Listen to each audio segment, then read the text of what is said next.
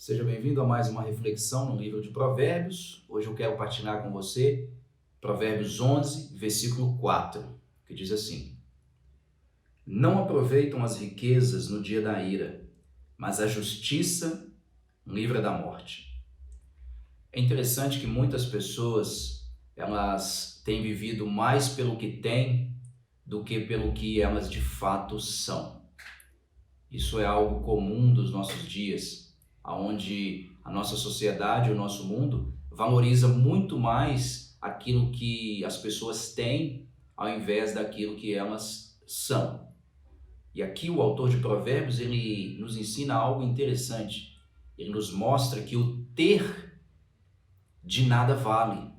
Nós não podemos tirar muito proveito daquilo que temos.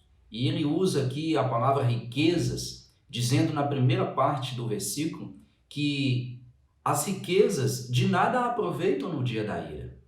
Quantas pessoas têm casas, carros, riquezas, bens e de repente elas foram tomadas por uma enfermidade, por uma tempestade, por um problema ou até mesmo pela morte, e as suas riquezas e os seus bens não puderam livrá-las nem da doença, nem dos problemas, nem tampouco da morte.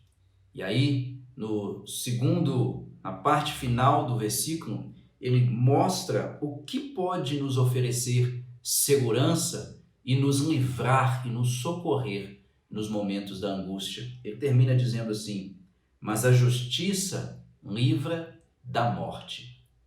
De qual justiça ele fala aqui? Nós precisamos entender que nas Escrituras, justiça geralmente tem a ver com aquela justiça que somente Deus pode oferecer.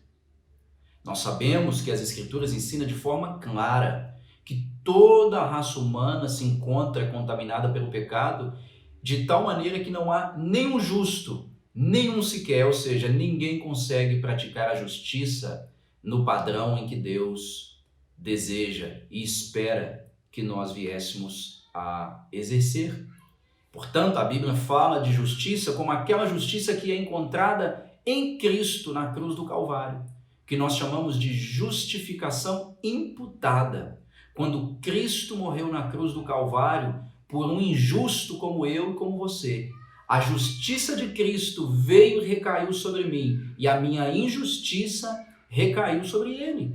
De tal maneira que aqueles que estão em Cristo jamais experimentarão a morte. E como o próprio Senhor Jesus disse, aqueles que creem nele não entrarão em juízo, mas terão a vida eterna.